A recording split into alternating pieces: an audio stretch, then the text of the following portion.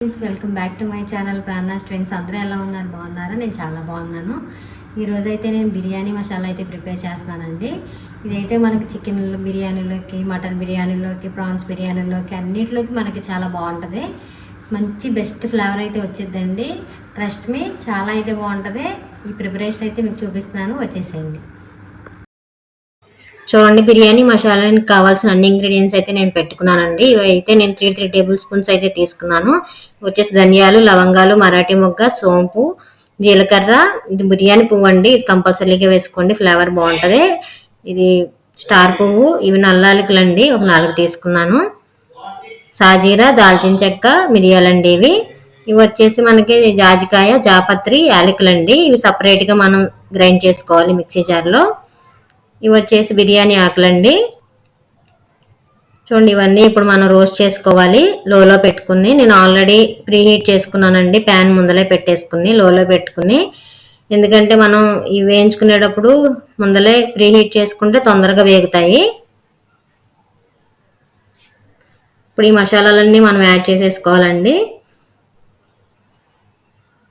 బిర్యానీ ఆకులు కూడా వేసేసుకోవాలి. ఇవన్నీ మనం అన్ని వైపులా ఇలా తిప్పుకుంటా వేయించుకోవాలండి.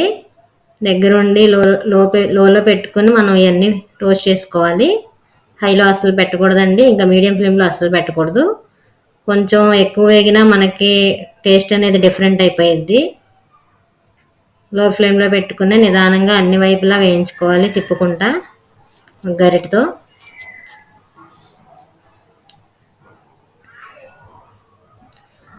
చూడండి, నాకు ఇక్కడ చక్కగా అయితే రోస్ట్ అయిపోయినాయండి.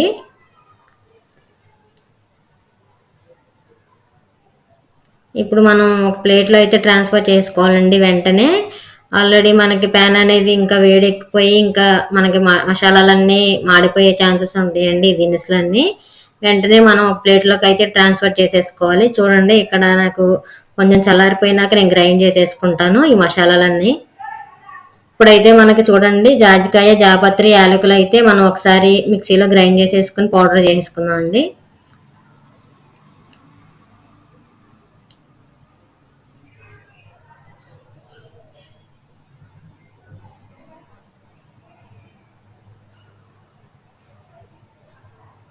చూడండి, జాజికాయ ఒకసారి ఇలా క్రష్ చేసుకుని దానిలో వేసుకోండి, మెత్తగా నలిగిపోతాయి.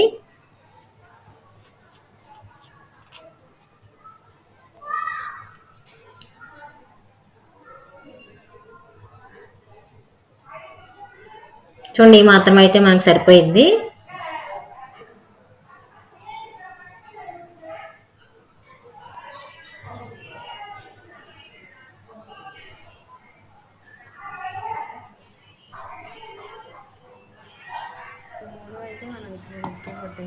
ఇవి గ్రైండ్ చేసేసుకుందామండి ఇప్పుడు.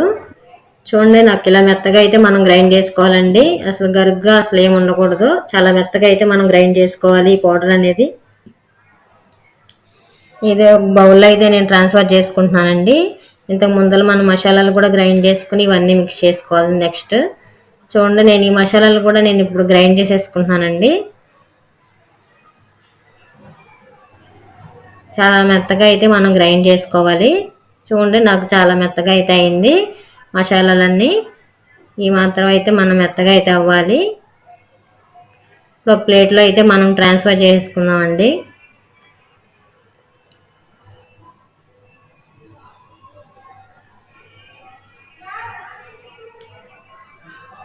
ఏమన్నా చిన్న చిన్న ఉండలు ఉన్నా మనం చేత్తో ఇలా ఫింగర్స్తో ఇలా అంటే సరిపోయిద్దండి, మొత్తం చక్కగా పౌడర్గా అయిపోయిద్ది. చూడండి, ఇంతకు ముందర మసాలా, ఇప్పుడు మసాలా మొత్తం మనం మిక్స్ చేసేసుకోవాలి. అంతా కలిసిపోయేలాగా అయితే మనం మిక్స్ చేసేసుకోవాలి.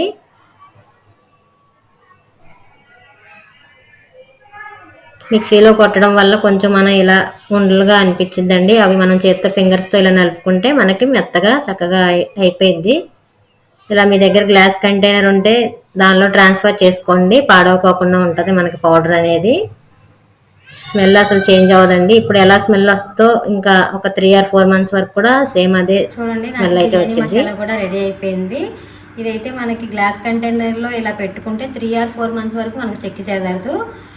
మీరు కూడా ఒకసారి ట్రై చేయండి. మీకు కనుక నా వీడియోస్ నచ్చినట్లయితే లైక్ చేయండి, షేర్ చేయండి, సబ్స్క్రైబ్ చేయడం మాత్రం మర్చిపోవద్దండి. మీ సబ్స్క్రిప్షన్ నాకు చాలా యూజ్ అయ్యిద్ది. ప్లీజ్ సపోర్ట్ చేయండి. బాయ్.